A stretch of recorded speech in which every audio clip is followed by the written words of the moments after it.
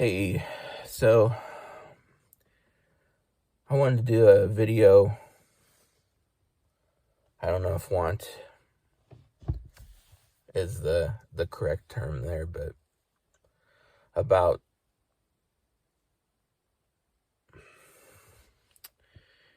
our our dog Adagio, because we posted some videos quite some time ago about him, and about his Cushing's disease that he was dealing with, but it's kind of been a while since we posted anything, except for maybe in passing and some of our other stuff, and we just had to say goodbye to him a couple of days ago. And I don't know if I'm sitting out in the truck doing this video because I don't know if Jess is really ready to talk about it or wants to even talk about it. I thought I might talk about it a little bit because I thought it might be good for me to talk about. But so as we said in some other videos we did about him, he had Cushing's disease, and we talked all about that. And that was, that was tough to deal with, but we, through some changes in diet and some natural remedies, we were doing pretty well with him on that and managing the symptoms of it and everything. It's not something that's curable, really, so you just kind of slow the progression more than anything else. But so he had that diagnosis for a while, and then it's like the first part of March now, and in the first week of December last year, it's like 3 months ago, we noticed Jess noticed kind of a mass or a bump on his around his abdomen area. And so we took him to the vet, and they did some blood work, and we're kind of concerned because his liver enzymes were elevated. And so we went to a radiologist, and they did some scans on him and found out that he had a cancerous tumor on his liver. And the radiologist doctor said that the kind of cancer that it was not operable, especially in his condition. And the kind of cancer he had didn't really respond well to chemo or anything like that. And that, I mean, anyway, that's not really something that I would want to put a dog through. And if you want to, I'm not saying you shouldn't, but me personally, the sickness and everything that goes along with that, it just seems like something that I wouldn't want to do. But anyway, so we got that diagnosis, and we were pretty heartbroken over it, of course. And he was still doing pretty well. He had a little bit of arthritis going on, but he was still getting around okay and still eating well. And so we did some some changes with some of his meds and stuff, and we actually started some other treatments to try and slow the progression of the cancer. Unconventional treatments, I'll just call them. I don't know what I'm allowed to say here on the YouTube sometimes. So did some unconventional treatments with him, and those helped, I think, deal with any sort of like pain or stuff he was having. But as we went along, he would have good days and bad days. And with as far as like him being sick, or some days he was bouncing around, and he started getting really picky here in the last, I don't know, month or so with his food, which is not like him. He really is I always tell Jess he's an eat first and ask question later kind of dog. He just, you know, loves food and doesn't really care what it is. There's not much he won't eat. But anyway, he's been kind of picky about his eating, and I think we said in previous videos we make all of his food, so it's not like we don't give him regular dog food. I've had a couple of trips to the emergency vet, one where he just had like rounds of diarrhea and vomiting, and we got that like under control with some meds, and we started feeding him some they call it hospital food.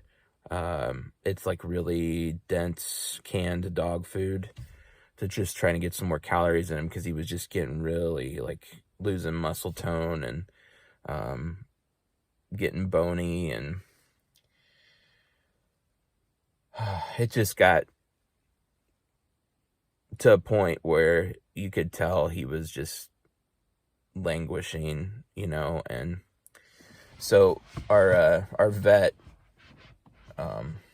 we took him to a natural vet, for the Cushing's, and she recommended a place called Lap of Love, which I totally recommend if you are considering having to euthanize your pet.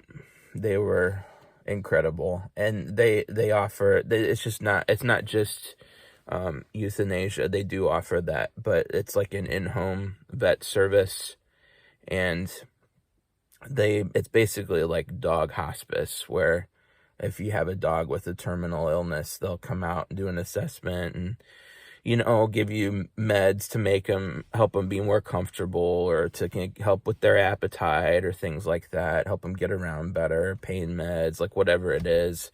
We did that through the emergency vet we've been taking him to. They gave him some meds to help him with some of that stuff, but excuse me.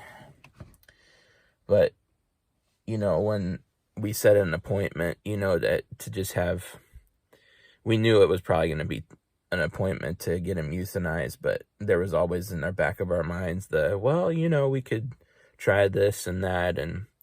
But the vet came out, and she sat with us and with Daj, and she, talked us through,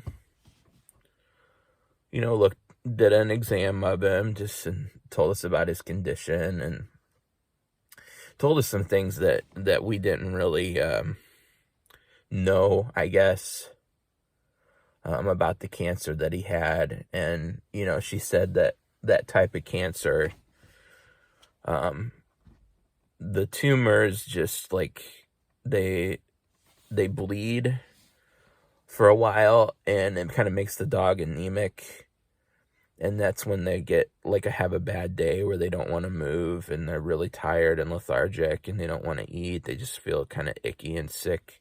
And then she said then the body kind of reabsorbs the blood, and then they're not anemic, and then they have some good days. And that's like what we were experiencing, that for basically almost 3 months of just ups and downs, this roller coaster. It's been so tiring, and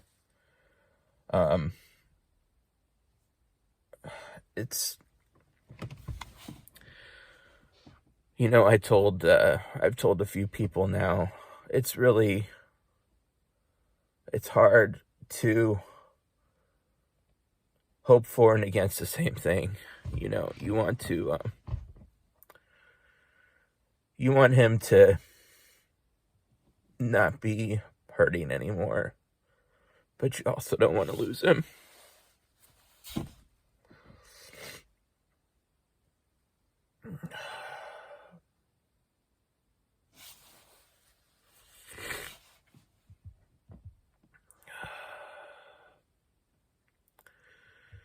You don't want to lose the relationship that you've had with him, but the vet kind of talked us through, and there's he's not going to get over it. So she's like, whenever that you got the cancer diagnosis, that's basically when the death process had started. And, he had lots of good days after that.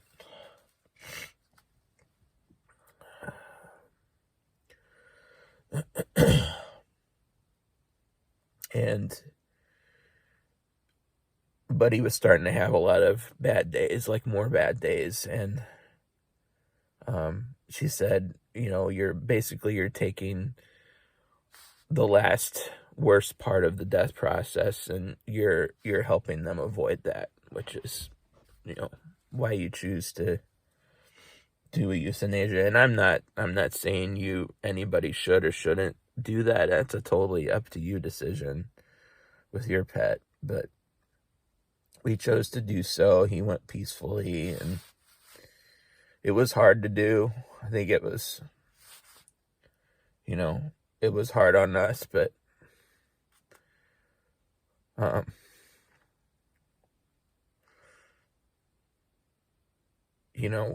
we are dealing with it best we can because we think it was the right thing for him.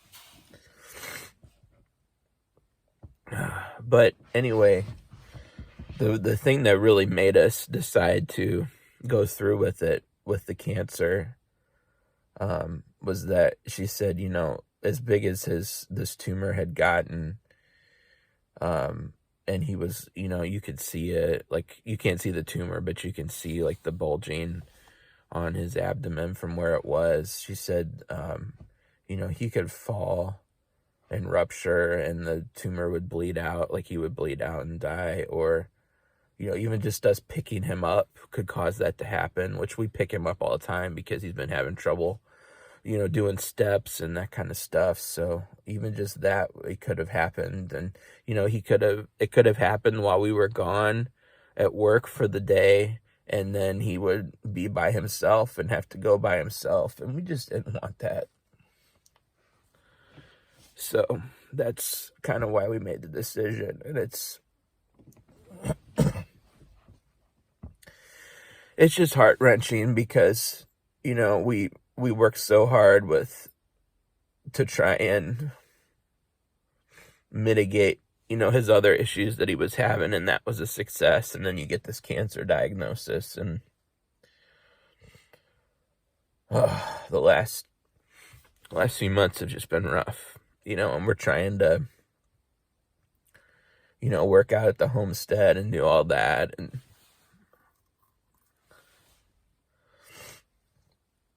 keep up with our schoolwork, and it's just life. Sometimes life is hard, but we keep pressing forward.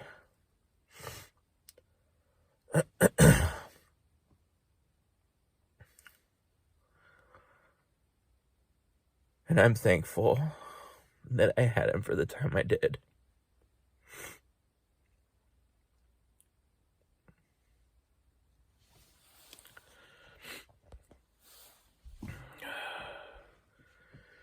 And I don't really know what else to say other than I miss my boy.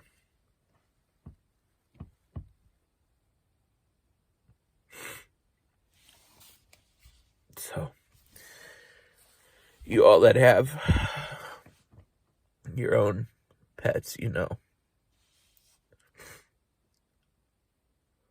loss is hard to deal with. When you love somebody or some animal or whoever, it's hard.